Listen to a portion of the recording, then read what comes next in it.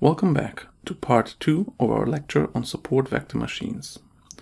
In this part, we will discuss the soft margin variant of SVMs. First, let's briefly recap what we've talked about so far.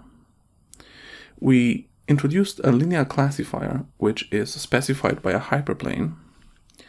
And out of all possible hyperplanes which can separate the data, we looked for a hyperplane which has the maximum margin, where intuitively the margin is specified as the gap between the two classes. So that would look something like this. And this is the value of the margin.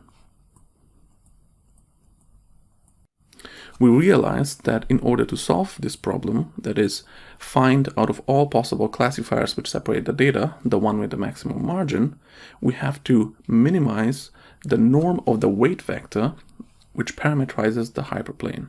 So we had to minimize the norm of the vector W, which is perpendicular to the hyperplane we use for classification. And already in the previous part, we touched upon one question, which is what happens if the data is not linearly separable. If you remember, in the constraint optimization problem, which we specified in SVM, we were maximizing the margin or minimizing the norm of W, but subject to the constraints that all of the data points belonging to class 1 are above the hyperplane, and all of the data points that belong to class -1 are below the hyperplane. And this was really a hard constraint, meaning that in the optimization problem, we really required this to always hold true. So for all data points. And the question is, what happens now if this is not the case? So if you look at this example, we have this one data point which is on the other side. So we have this one cross which is among the circles. And in this case, it is not possible to find a separating hyperplane. No matter how we try, no matter which choice of a hyperplane we choose, we can never really find a hyperplane such that all of the crosses are on one side and all of the x's on the other side. And if you think about what are the consequences for this for the optimization problem, basically in the primal of the optimization problem, we would have infeasibility, because one of the constraints in this case will be infeasible. And just if you plug this into a constraint optimization solver, you will get as output the problem is unfeasible or infeasible. And then if you also ask yourself what happens in the dual, basically one of the constraints, the alpha I constraint associated with these data points which cannot be classified correctly, would have to go to infinity, which again would destroy the solution. So the question which we'll answer in this part is, how can we deal with such data? Because in reality, data will not be linearly separable. We will always have some noisy instances, such as this one, which means that we won't be able to solve our constraint optimization problem. And maybe just one more thing, the reason why we called this standard approach hard margin is because we really required that no data points should lie on the wrong side of the decision boundary. So this was really a hard constraint which had to be satisfied. And we relax this constraint a little bit now, which will give us then the soft margin SVM variant. Okay, so let's see how this works. The main idea is that we will relax each of the data points, each of the constraints associated with one data point as much as necessary, but not more. And the way we do this is by introducing so-called slack variables. And intuitively, what these slack variables do is they measure the amount of the violation of the margin. So if the slack variable for a data point is 0, it means that there is no violation of the margin, or in other words, the original constraints were already correctly satisfied. And if this slack variable is positive, that means there is some amount of violation of the margin, which we have to take into account. So yeah, note here that these slack variables have to be non-negative. And to see how they work, let's first recall the original constraints that we had. Basically, for each data point, we required that they are on the correct side of the decision boundary, and the data points belonging to class 1 should be above this hyperplane, and the data points belonging to class -1 should be below this hyperplane. So in the drawing here, these hyperplanes are shown with W transposed X plus B equals to Y. So this is just a shorthand notation here, and don't confuse, please, this Y with the YIs for the data points with the labels. But okay, so this hyperplane is W transposed X plus B equals to 1. This hyperplane is W transposed X plus B equals to -1. And then we required for all data points that belong to class 1 that they have to be above the hyperplane, which means we have greater than equal to +1. And then for all the data points which are below the hyperplane, we require basically that W transposed X plus B should be less than -1. And if you recall, we could also condense these two into one type of constraint. And for these data points and for these data points, even for these on the margin, these constraints are satisfied, right? We don't have to do anything there. Maybe just to point it one more time, for these constraints, for these data points which lie exactly on the margin, the constraint is satisfied with equality then. But we have also these additional data points like this one and this one which don't satisfy the constraints. And here is where the slack variables come into play. So for the moment, let's say that we have this additional line here, and this is at y equals minus 0,3. And if we write down the hyperplane where this data point lies, this is W transposed xi plus b. And because this data point belongs to class -1, we require that this constraint should be satisfied. But because the data point is lying on this hyperplane with minus 0,3, we know that this is minus 0,3. So this constraint is not satisfied. And the solution is simply to just add some slack to it. We will add 0,7. And this slack is exactly measured by this variable xi. And if we add the slack, now the constraint which is associated with this data point will directly be satisfied. So what you've seen here is that in order to satisfy this constraint, we could have also just added any number. We could have added here plus 100, and then the constraint will be really satisfied. But we've just added as much as necessary in order for this to be satisfied. And in this case, we added up to satisfying this up to equality, because -1 plus 7 gets to minus 0,3, and then minus 0,3 equals minus 0,3. And there is no need to add furthermore slack. Okay, so that's what we do now for all data points. For all data points, we introduce these slack variables, where if you're on this side of the decision boundary, you have to add them with plus. If you're on this other side, you have to add them with minus in order to make sure that we're moving in the correct direction. So one thing to note again is that for all these data points, we want that the slack variables are 0, and if the data point lies in between the original hyperplane and these two hyperplanes, so like in this case, the slack variable will be between 0 and 1.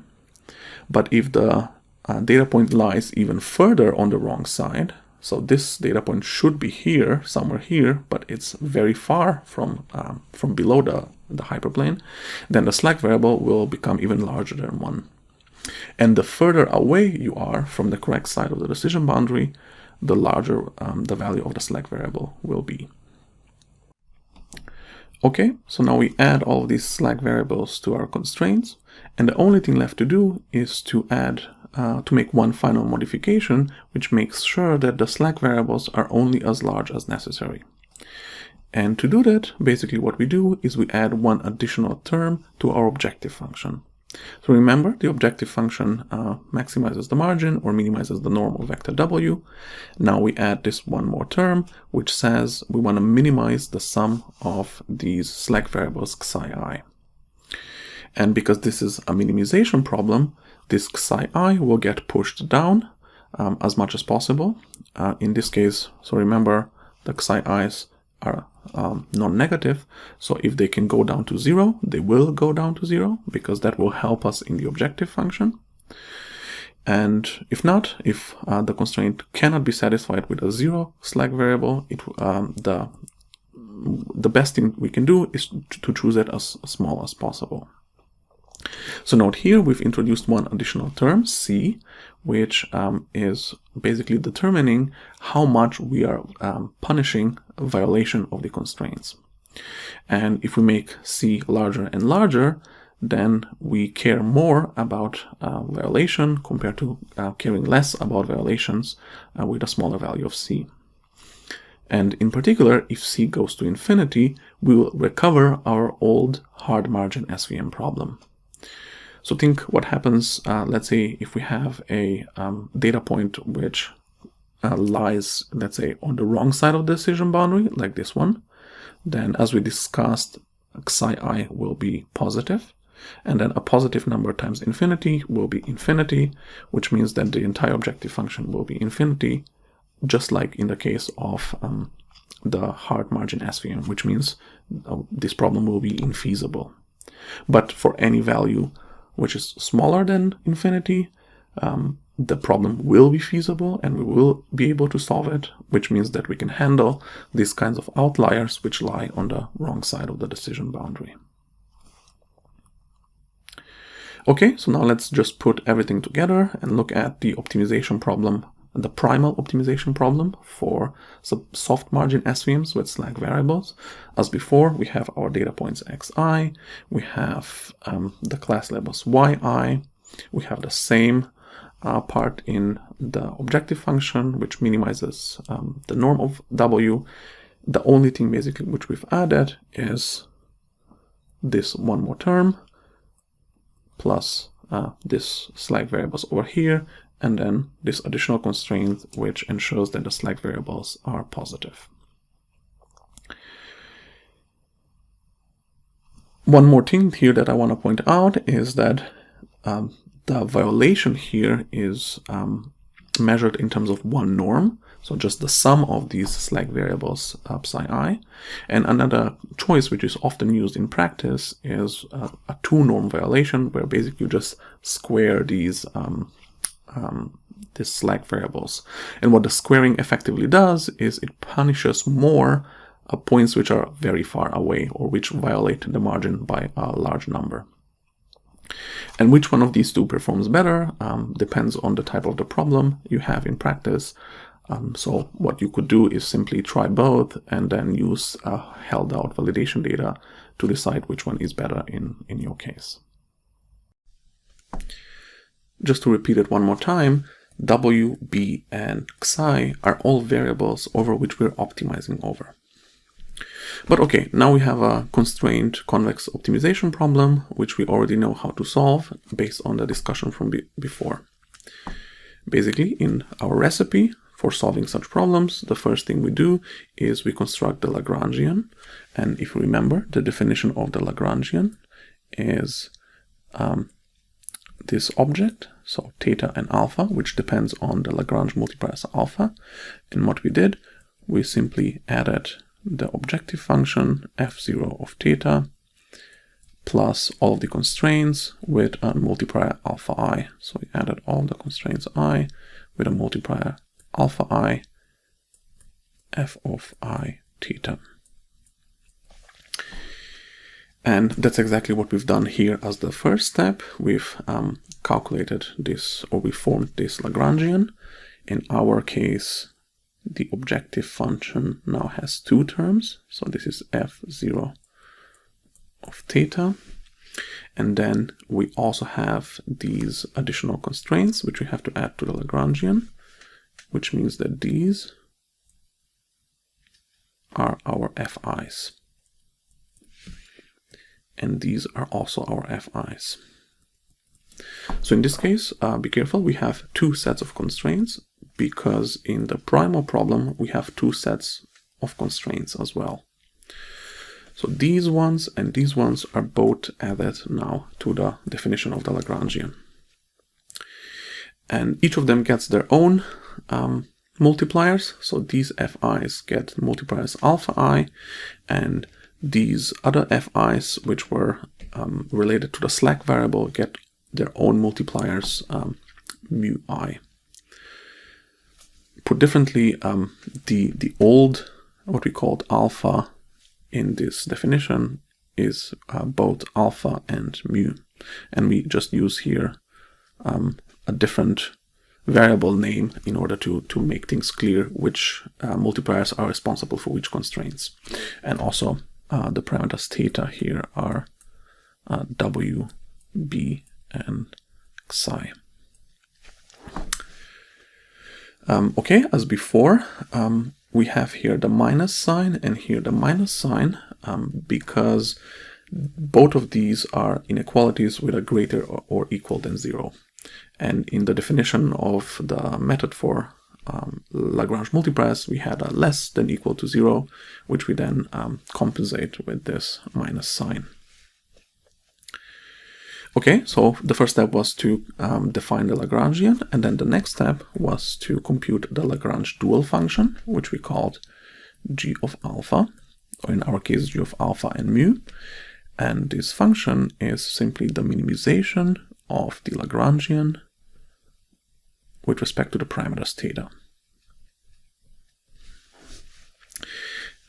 So this is what we've written down here. So we have our Lagrangian, and then we simply minimize it with respect to W, B, and psi. And how do we do this? This is now an unconstrained optimization problem. So you see here we don't have any constraints on theta in the Lagrange dual function, and we simply take the gradient with respect to each of the parameters, set it to 0, and then solve. If you do this first for the parameter W, we obtain the same thing as before. Now W, if you move this to the other side, is again just a linear combination of all the data points, which are now, as before, scaled with alpha I. One thing here I want to point out is how do the constraints now that come from the gradient with respect to B and psi I, how do these come into play in our dual function? Notice that what we can do is we can take this sum and open it up and only look at the terms which are with respect to B. So if we write down only the terms which are with respect to B, we get something like sum over all I, alpha I, yi, B, right? And then this entire term will be part of the Lagrangian. But then because we have this additional constraint, which comes from the gradient with respect to B, which says that all alpha I, yi, the sum of all alpha I, yi has to equal to 0, then this term will equal to 0, which means that the B will cancel out. And this is the reason why you don't see any B in G of alpha. This is just as a hint to how the dual was derived, if you want to do it yourself. And something similar happens with the psi i's. So again, let's write out all the terms that are associated with some particular psi I. We have the c, which comes from the objective function, which comes from over here. Then we have minus alpha I, and we have minus mu I. So the minus alpha I came from over here, and the minus mu I came from over here. But then now if you look at the gradient with respect to psi I, we see that what we require is that c minus alpha I minus mu I has to equal to 0. And that's why this term will be 0, which means that psi I will disappear from the definition of the Lagrangian dual. And that's why here you don't see any psi i's in the dual. But this is true as long as this is satisfied and this is satisfied, which we've added as additional constraints. Here we do one more trick where we take our Lagrangian multipliers, which by definition have to be non-negative, and we take this one more constraint, and we can condense all of these constraints into this single constraint. And the way to see this is that from our alpha I, we start with c, and then we subtract something which can only be positive, because mu I can only be positive. That means that alpha I can at most be c. And then if we just write this single constraint, this will encapsulate both of these constraints plus this one. Okay, so now putting everything together, we have our Lagrangian our dual function, which looks basically the same as before, and we have this one additional constraint which comes from the gradient with respect to w, and finally this constraint which comes from now the slack variables. And if you look at the slides for the dual problem without slack variables, you'll see that everything is exactly the same except this one additional part where we've basically upper bounded now the alpha i's to be at most c. And this is quite elegant. Basically, we have the exact same problem. Okay, and then the final step in the recipe for solving this kind of optimization problem was to maximize now the dual with respect to alpha. Just as a short reminder, what we had is we had our primal solution p star, and then for any value of alpha, we obtained a valid lower bound. And now if we simply maximize alpha, because strong duality holds, we'll exactly reach the same position. We'll exactly reach p star. So effectively, basically what has happened here is because alpha i's are now bounded, they cannot go to infinity, which means we exactly avoid this issue which had previously in the case of the outlier data points. Okay, so one thing I want to discuss here is what does this penalty term actually do? This term which we added as a upper bound in the dual or as a multiplier in the primal. So we see that if the penalty is very low, if it's 1, then we actually allow many points to lie in between the margin. So we see this is the hyperplane, and these two dashed lines show us the margin. And there's a large number of data points which are now in between the margin, which means they have non-negative psi I. And as we increase more and more the penalty, on one hand, fewer data points now lie in between the margin, but the margin is also itself smaller. So you see here we have quite a large margin, but the price we pay for it is that we have data points which are in between the margin. And in this example, the margin is quite small, but there are no data points which lie in between the margin. And in this particular case, because the data set turns out to be linearly separable, this is even equivalent to the hard margin SVM variant. The final thing that we're going to discuss is how we can rewrite our primal optimization problem into a slightly different form, which will give us different ways that we could actually solve the problem. And what it will also do, it will illuminate some connections to some of the other classification methods that we've discussed before. Okay, so we start with our primal problem. As before, we're minimizing the objective function, so minimizing over variables w, b, and xi.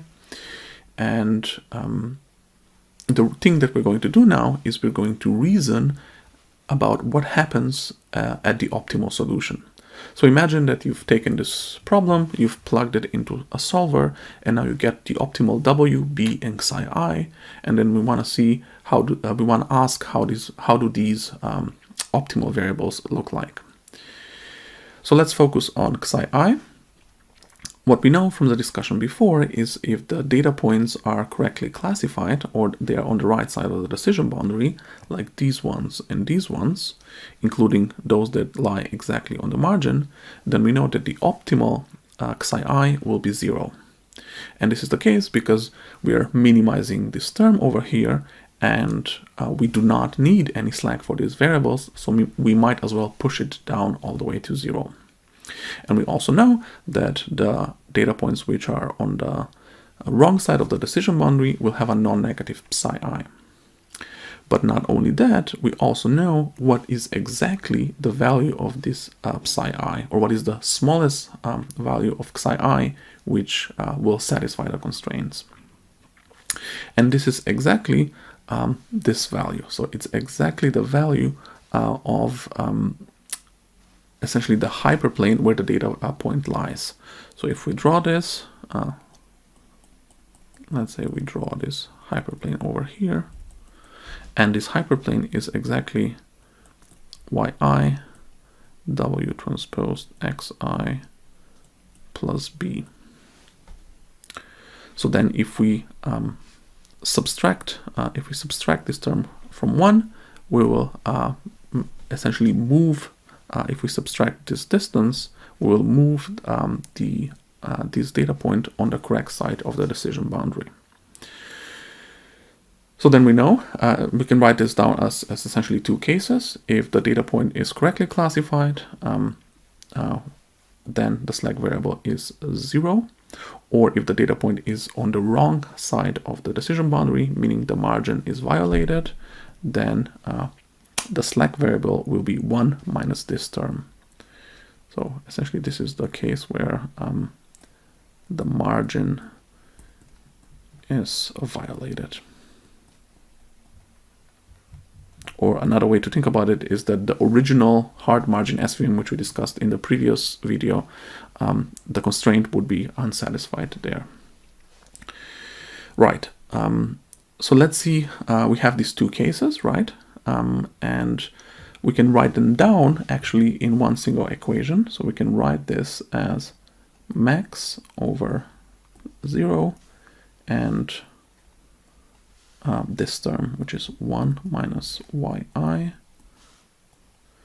w transposed xi plus b.